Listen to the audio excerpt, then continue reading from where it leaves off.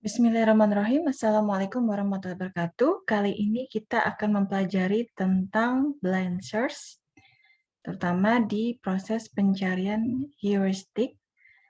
Jadi, kelemahan blind search itu adalah waktu aksesnya lebih lama, kemudian memori yang diperlukan juga sangat besar ya, karena proses pencariannya kan memerlukan penyimpanan, kemudian menghabiskan waktu. Nah, ruang masalah yang besar untuk problem solving yang besar itu tentu tidak cocok karena adanya keterbatasan atau limitation dari kemampuan komputer dalam memproses serta dalam mengingatnya. Nah, solusinya adalah kita harus melakukan pencarian yang heuristik. Pencarian heuristik itu pencarian yang menggunakan suatu fungsi yang menghitung biaya perkiraan ataupun kira-kira ya estimasi dari suatu node dari initial state ke goal state. Jadi dari node awal ke node tujuan, nah hal itu disebut fungsi heuristik. Kata kuncinya di sini adalah dia menggunakan fungsi dengan menghitung biaya perkiraan atau estimasi. Jadi ketika ada proses perkiraan atau estimasi di sini, dari node awal ke node tujuan itu sudah disebut sebagai sebuah fungsi heuristik.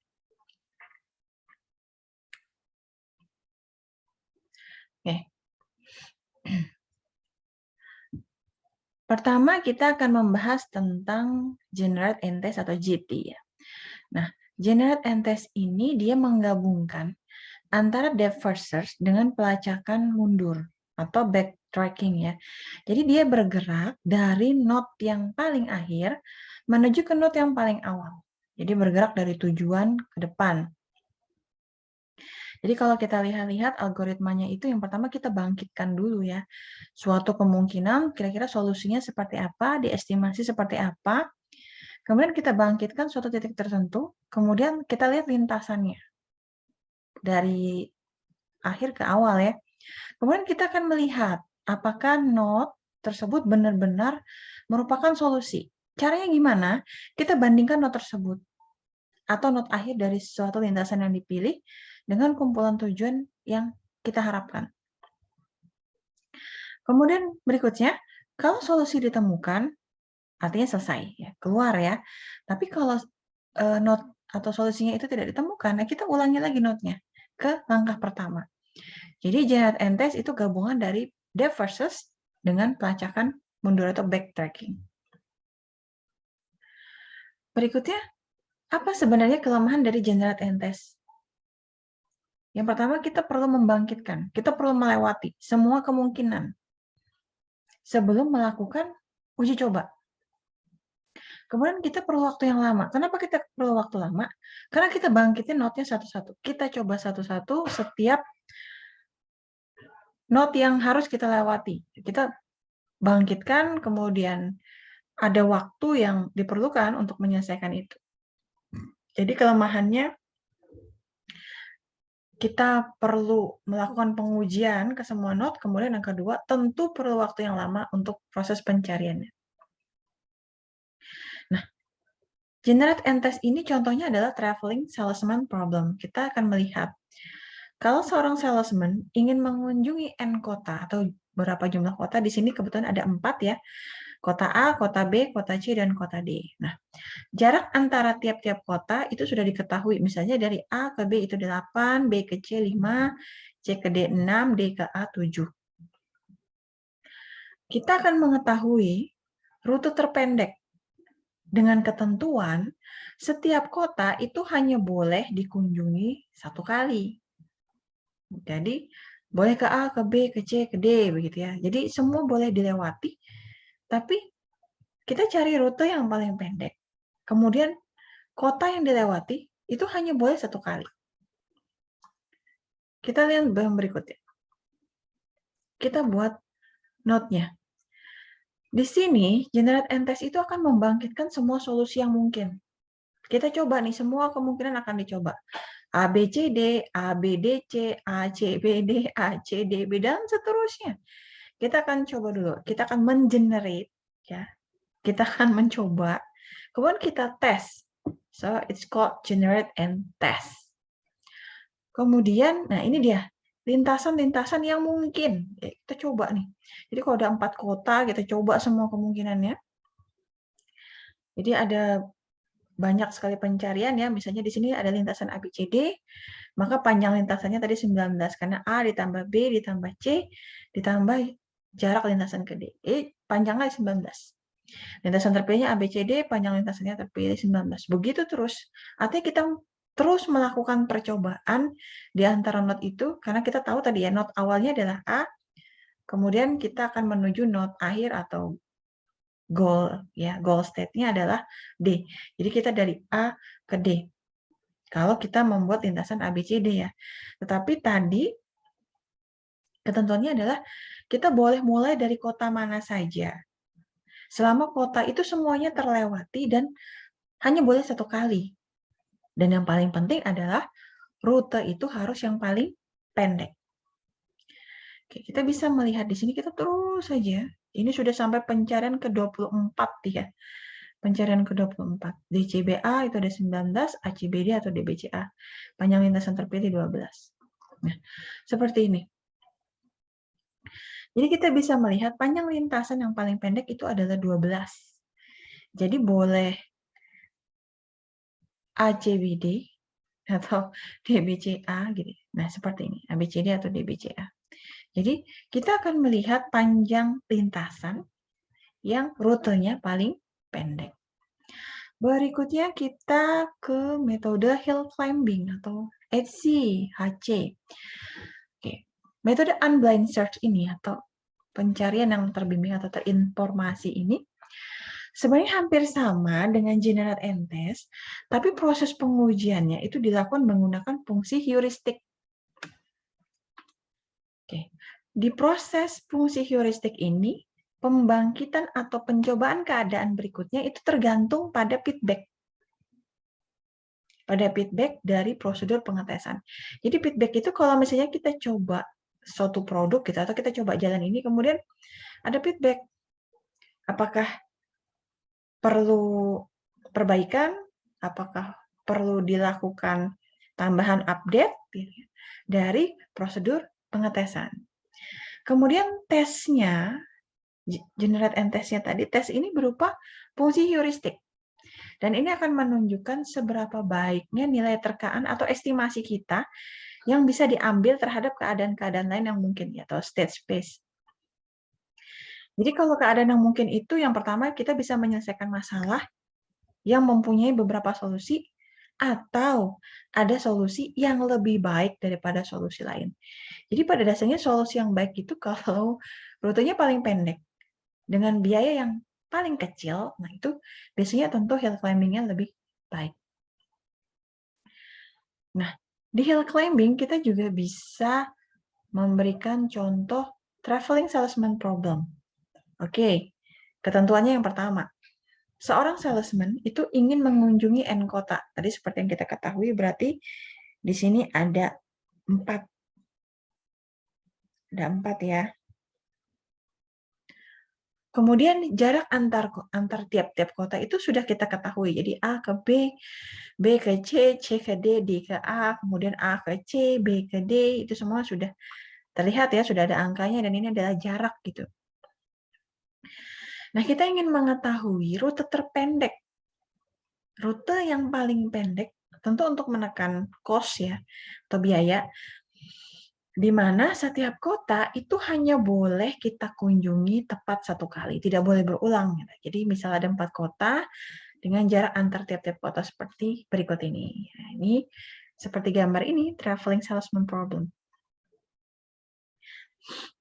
Oke, di sini hill climbing, solusi-solusi yang mungkin itu dengan menyusun kota dengan urutan abjad. Misalnya ABCD, kita lihat panjangnya nanti lintasannya ada 19. Kemudian ABDC, panjang lintasannya 18. Kemudian ACBD, kita akan melihat panjang lintasannya 12. Kemudian ACDB, panjang lintasannya itu adalah 13. Terus saja seperti itu untuk melakukan proses hill climbing. Nah, Di dalam hill climbing itu nanti dia ada terbagi-bagi ya. Salah satunya adalah simple hill climbing. Dia yang paling sederhana di dalam algoritma hill climbing ya. Simple hill climbing itu merupakan ruang keadaan yang berisi semua kemungkinan lintasan yang mungkin. Jadi kita coba nih. Jadi kita tadi ingat kalau hill climbing ini mirip-mirip dengan generate and test gitu. Jadi kita generate kemudian kita tes. Tentu perlu usaha yang banyak, memori yang besar ya, tapi tenang, simple hill climbing ini lebih sederhana daripada kelihatannya. Kemudian ada operator yang digunakan untuk menukar posisi kota-kota yang bersebelahan. Kemudian ada fungsi heuristik yang dapat kita gunakan. Dan fungsi heuristik itu kita lihat dari panjang lintasan. Kemudian yang berikutnya ada operator yang akan kita gunakan kalau kita mau nukar nih urutan posisi kedua dua kota dalam satu lintasan. Jadi kita bisa tukar nih A ke B, B ke A, C ke D atau D ke C ya, atau selama dia berurutan ya. Jadi kalau D ke A, A ke D boleh, tapi kalau B misalnya B ke D tidak bisa karena kan dia tidak berurutan. Nah, bila ada N kota dan ingin mencari kombinasi lintasan dengan menukar posisi urutan dua kota, maka akan didapat sebanyak, nah kita boleh melakukan proses kombinasi. Di sini ada N faktorial yang dibagi dengan 2 faktorial dalam kurung N dikurang 2 faktorial. Jadi karena tadi kotanya ada 4, maka ini ada 4 faktorial dibagi 2 faktorial dikali 4 dikurang 2 faktorial. Kalau 4 faktorial itu kan berarti 4 dikali 3 kali 2 kali 1 ya. Berarti 4 kali 3, 12 kali 2, 24. Kemudian di sini ada 2 faktorial berarti 2 kali 1, 2. Kemudian 4 dikurang 2 itu 2 faktorial. Jadi 2 dikali 2, 4. 24 dibagi 4. Ini 2 faktorial 2 ya hasilnya. 4 dikurang 2 faktorial juga 2. Jadi 2 dikali 2, 4. Maka kalau 4 faktorial di sini kan tadi 24 ya. 24 dibagi 4 sama dengan 6. Jadi kalau berdasarkan simple hill climbing, ada 6 kombinasi ruang keadaan. Berikutnya kita ke simple hill climbing. Nah ini tadi cara mengerjakannya ya. Jadi 6 kombinasi tersebut kita bisa gunakan sebagai operator. Misalnya tukar kota A dengan tukar kota kedua gitu. Jadi kita tukar nih urutan posisi kota ke-1 dan kota kedua.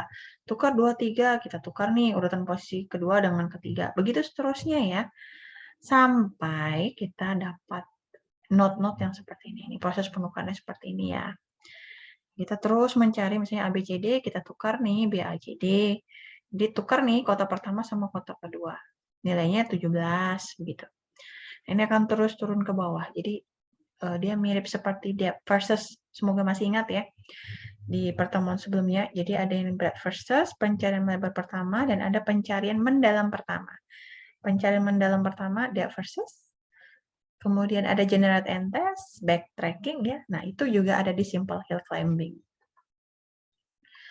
Berikutnya kita ke simple hill climbing, ini sama ya. Ini proses perhitungannya. Jadi kalau kita hitung lintasan awalnya itu ABCD jaraknya ada 19. Kemudian kalau kita pakai level pertama hill climbing kita kunjungi BACD, nilainya jadi lebih sedikit gitu. Rutenya jadi lebih pendek, jadi 17. Sama dengan BACD. Nah, kalau misalnya kita teruskan sampai ke bawah nanti kita akan dapat jarak lintasan yang paling kecil ya, yaitu DBCA. Node-nya nilainya 12 tadi.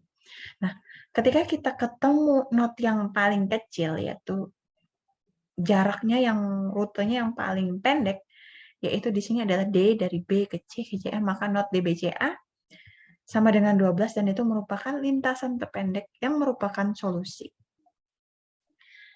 Oke, berikutnya kita ke algoritma simple hill climbing. Masih di simple hill climbing ya. Jadi kalau kita di simple hill climbing itu, kita bisa evaluasi dulu state awal, tadi ABCD ya. Jika state awal sama dengan tujuan, maka proses berhenti. Artinya kalau memang rutenya udah pendek, ya berhenti. Tapi kalau tidak sama dengan tujuan, ya kita akan lanjutkan proses. kita buat lagi state awal sebagai state sekarang. Kita akan lakukan terus seperti itu. Caranya gimana? Kita cari operator yang belum pernah kita gunakan. Kemudian kita buat di dalam state. Kemudian gunakan operator tersebut untuk membentuk state baru. Jadi tadi kan ada pertukaran ya antara A, B, C, D. Kita tukar lagi. Misalnya A, B, D, C seperti itu. Itu akan terus dilakukan. Nah, setelah kita proses pencarian, kita akan mengevaluasi state baru itu seperti apa. Kalau jika state baru adalah tujuan, tadi kita mengingat ya state tujuan tadi kan nilainya rute terpendek. Rute terpendek tadi nilainya 12. Kalau udah sampai di tujuan atau di goal state, kita berhenti. Tapi kalau state itu masih harus terus berlanjut, ya artinya kita belum sampai nih. Belum sampai di state itu, ya udah kita harus melanjutkan lagi. Kalau state baru itu tidak lebih baik daripada state sekarang, kita akan lanjutkan ke langkah berikutnya sampai kita dapat state yang paling kecil. Jadi kalau misalnya tadi ABCD, misal ya ABCD tadi, di sini kita lihat ABCD itu misalnya nilainya di sini 19. Kalau ternyata nilainya juga belum sampai, kan malah ada yang 20 ya. Ada yang ini CBAD nilainya 20 gitu kalau dibanding-bandingkan ya. Ini CBAD 20, malah lebih besar daripada BCAD yang 15 gitu ya. Udah kita terus saja sampai mencari solusi sampai dapat solusi DBCA.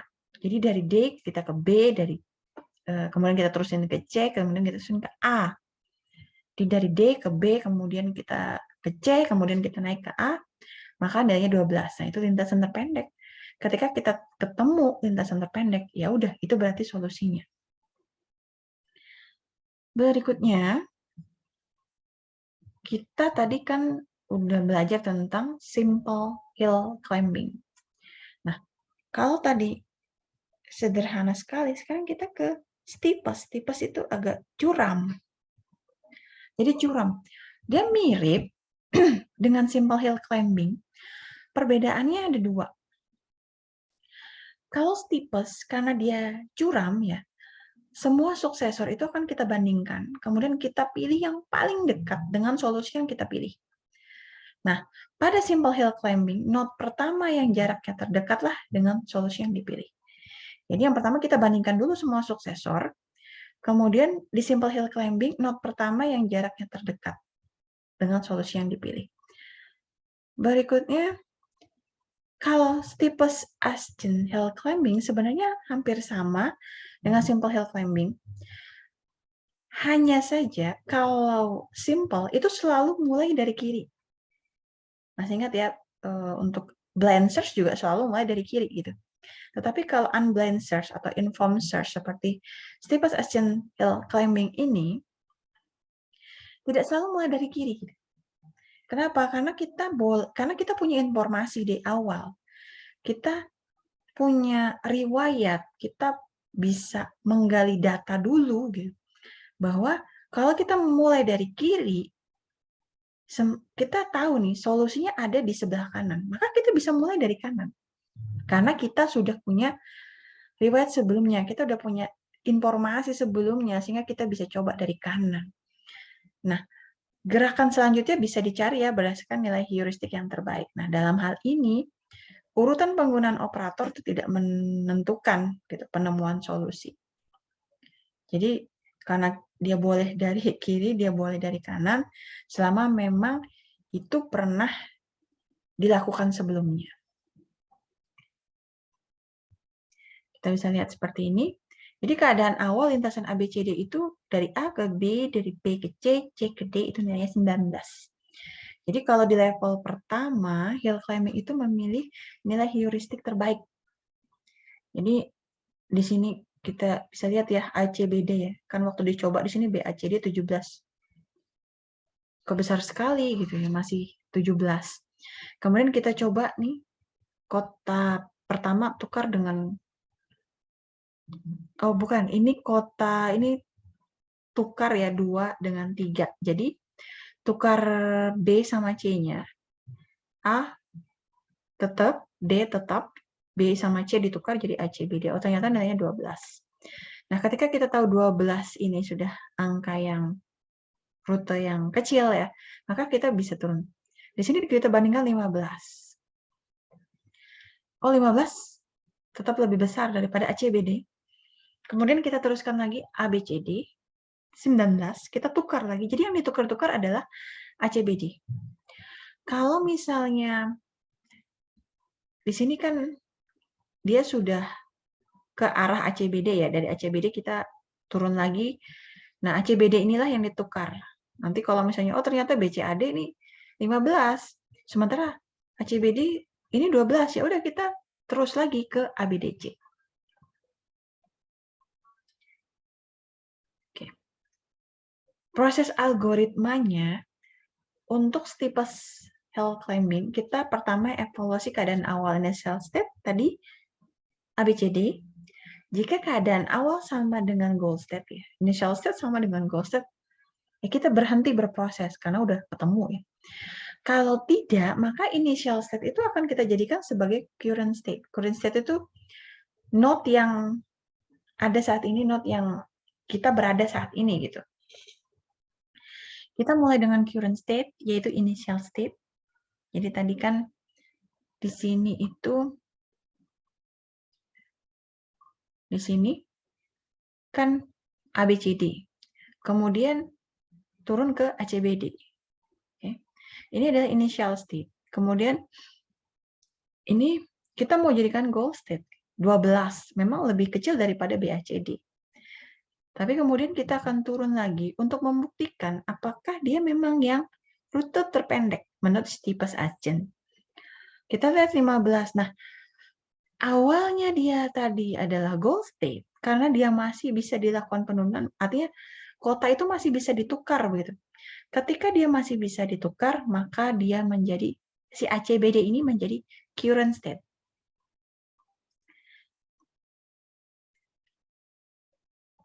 Nah, di sini jika semua pewaris atau suksesor itu dijadikan next state atau langkah berikutnya di current state-nya, kemudian kita jangan lupa untuk mengevaluasi suksesor tersebut dengan fungsi evaluasi dan beri nilai. Tadi kan kalau ditukar-tukar angkanya jadi ada 19, ada 17, ada 12 gitu ya. Jika salah satu dari suksesor tersebut memiliki nilai yang lebih baik dari current state, maka jadikan suksesor tersebut nilai yang paling baik sebagai new current state. Artinya ternyata ada nih yang lebih kecil daripada 12 gitu. Ya udah, maka boleh turun lagi dan dia akan menjadi new current state. Kalau tidak ada ya silahkan naik lagi dan kembali ke sebelah kanan. Oke, kalau sudah lakukan operasi ini terus-menerus, kegiatan ini terus-menerus hingga kita dapat current state-nya. Current state sama dengan goal state atau tidak ada perubahan pada current state-nya. Berikutnya adalah pencarian terbaik pertama atau best versus. Kalau tadi kan hill climbing ya. Ini adalah pencarian terbaik pertama yaitu best versus. Jadi best versus ini gabungan dari depth versus dan breadth versus. Tapi yang diambil hanya kelebihannya saja. Tapi teman-teman perlu ingat, kalau depth versus dan breadth versus itu adalah metode pencarian yang kita tidak punya informasi sebelumnya, tidak pernah dilakukan sebelumnya. Sedangkan best versus itu artinya kita punya informasi. Sehingga kita bisa menggabungkan alurnya, kali ini kita pakai depth, kali ini kita pakai breadth versus. Nah, kalau di pencarian dengan metode hill climbing itu tidak diperbolehkan untuk kembali ke node pada level yang lebih rendah, meskipun node yang level rendah tersebut memiliki nilai heuristik yang lebih baik, maka beda dengan best versus. Kalau best versus itu boleh mengunjungi node yang ada di level yang lebih rendah. Kalau node tersebut memiliki nilai heuristik. Ini ya, jika ternyata node yang lebih tinggi memiliki nilai heuristik yang lebih buruk. Jadi boleh ya mengunjungi node yang ada di level lebih rendah. Jadi dia boleh naik lagi ke level atasnya. Berikutnya ini adalah, nah, pencarian terbaik pertama. Penentuan not berikutnya itu adalah not terbaik yang pernah dibangkitkan. Kita biasanya menggunakan informasi. Menggunakan informasi, informasinya berupa apa? Yaitu biaya perkiraan, kemudian yang kedua adalah biaya sebenarnya. Jadi ada biaya perkiraan dan ada biaya sebenarnya. Jadi kira-kira estimasi kita untuk menempuh jarak itu berapa, kemudian biaya sebenarnya ada berapa. Ada dua jenis dalam pencarian terbaik pertama ini ya, algoritmanya.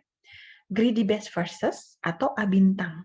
A bintang atau ada juga yang menyebutnya A asterisk. Jadi kalau di greedy best versus itu biaya perkiraan Fn sama dengan Hn. Initial state sama dengan goal state aja gitu. Tapi kalau A bintang adalah biaya perkiraan ditambah biaya sebenarnya. Jadi di sini ada biaya perkiraan ya, G goal-nya itu ditambah biaya sebenarnya di H. Berikutnya kita ngelihat di best versus. Itu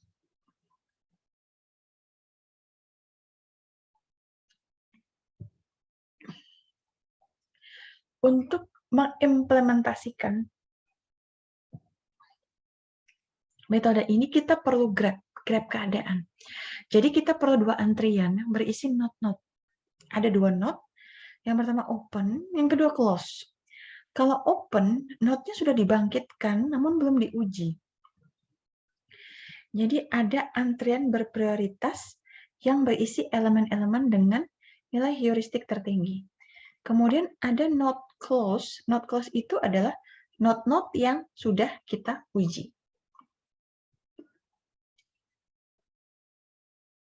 Di sini kita ada proses algoritmanya ya.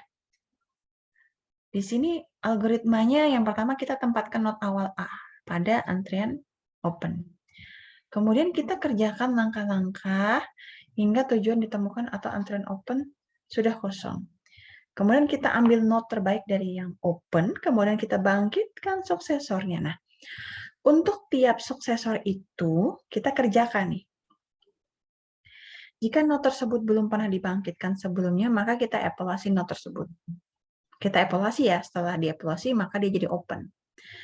Kalau not tersebut sudah pernah dibangkitkan, kalau tadi kan belum pernah ya.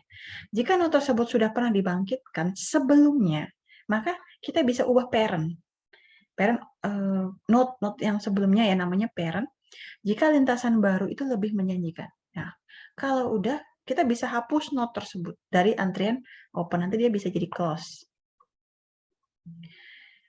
Berikutnya di sini, nah pencarian terbaik pertama tadi seperti yang disampaikan sebelumnya, ada dua algoritmanya yaitu greedy best versus dan A bintang best versus. Jadi A bintang sendiri sih turunannya ada banyak ya. Jadi ada greedy best versus dan A bintang best versus.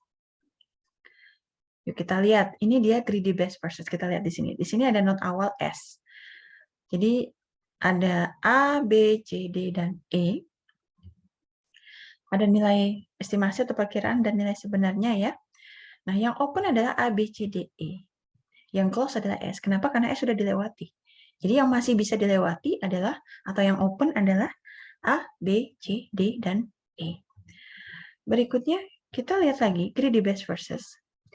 Di sini yang open adalah A, F, K, C, D, E. Yang close adalah S dan B, karena S di sini sudah dilewati, dan B juga sudah dilewati ya. Jadi kalau S mau ke F kan dia harus melewati B. S mau ke K kan dia juga harus melewati B. Jadi B dinyatakan close. Berikutnya ini ada greedy best versus. Nah ini opennya adalah A, F,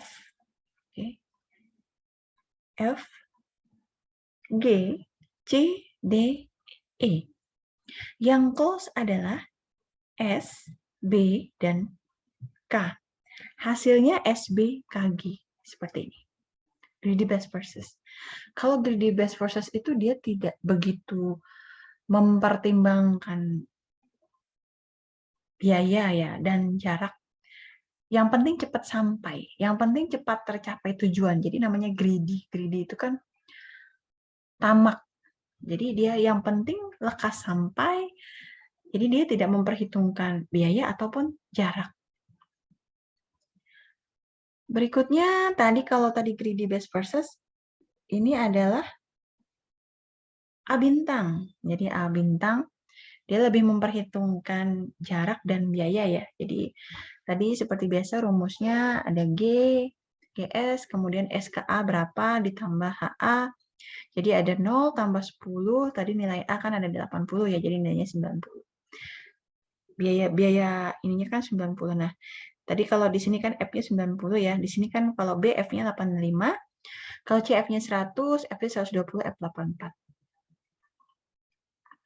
Seperti biasa, note-nya berarti yang terbuka adalah A, B, C, D, dan E, sementara close-nya adalah S. Berikutnya kita coba lagi di sini. Karena tadi angkanya besar ya di A tadi. A ini kan nilainya 90, sementara kalau tadi di F kan cuma 84 ya, ini ya. Ini A bintangnya kan di sini nilainya 90. Sementara kalau di sini kan F-nya 84. Jadi berarti yang A nggak bisa dipakai. Kita ke E karena F-nya itu 84. Oke, kita ke F yang sama dengan 84. Berarti kalau di E itu kan kita nerusinnya ke D sama ke J ya. Di sini jarak ada 15, kemudian 20, biayanya 110, dan F-nya 130. Open-nya adalah A, B, C, D, dan J, close-nya S dan E, karena E yang dilewati. Kemudian berikutnya kita ke lanjut ya. Ternyata tadi nilainya sepertinya besar tadi E. Nah ini. Ini kalau E ke D aja nilainya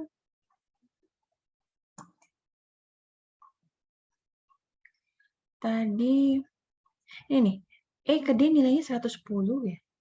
Kalau E ke J nilainya jadi 130. Besar ya. Sementara di sini ada B yang nilainya F-nya 85. Jadi ini bisa dibandingkan. Tadi kan sebenarnya E-nya 84 ya. Tapi begitu dihitung D-nya sama J-nya lebih besar, 110 sama 130. Jadi kalau dibanding-bandingkan yang lebih kecil B ya. Karena F-nya sama dengan 85. Oke, tadi kita coba A ternyata lebih besar ya. Kita pilih E, kemudian E juga ternyata lebih besar. Maka kita percobaan ketiga kita akan buka note B. Di sini kita buka note B.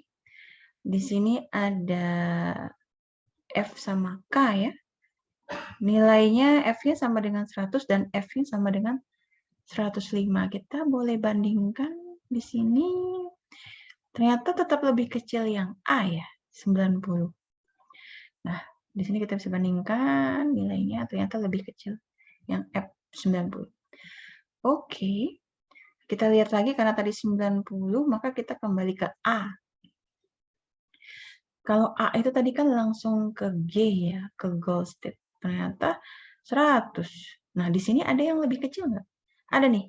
SABF itu nilainya 95, lebih kecil. Jadi kita akan pakai SABF. Oke, di sini kita lihat SABF, kemudian kita coba di K itu nilainya 95. Kita lihat note yang terbuka. 130 untuk C, D 110, C 100, di G 100. Masih lebih kecil K ya, 95, maka kita teruskan.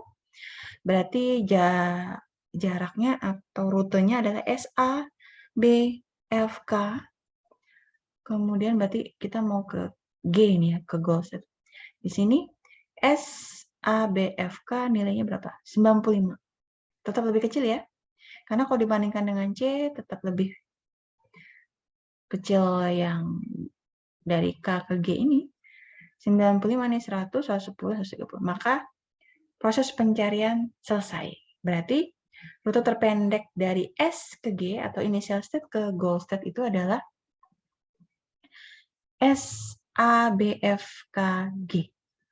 Ya, S, A, B, F, K, G. dengan total nilai 95. Open-nya atau not open-nya adalah C, D, G, J, sementara close-nya adalah yang tentu yang kita lewati ya sudah. S, A, B, di sini ada F, K di sini, kemudian ada E di sini. Baik, ini dia pertemuan yang membahas tentang metode pencarian searching. Biasanya kalau pencarian ini kita mengaplikasikannya di proses pencarian data atau proses pencarian alamat seperti mapping ya. Proses pencarian rute terpendek begitu. Ya, nanti boleh dipilih mau menggunakan blind search atau uninformed search ya, pencarian yang kita tidak punya informasi sebelumnya, atau kalau sudah ada informasi sebelumnya kita lebih baik pakai yang informed search atau heuristic search, di mana pencarian itu kita punya data atau informasi sebelumnya sehingga lebih meyakinkan. Jadi boleh dipilih saja mana yang lebih baik di penelitian kita, lebih baik mana yang mau dipelajari, apakah blind search atau heuristic search. Baik, demikian dari saya. Semoga bermanfaat. Terima kasih. Wassalamualaikum warahmatullahi wabarakatuh.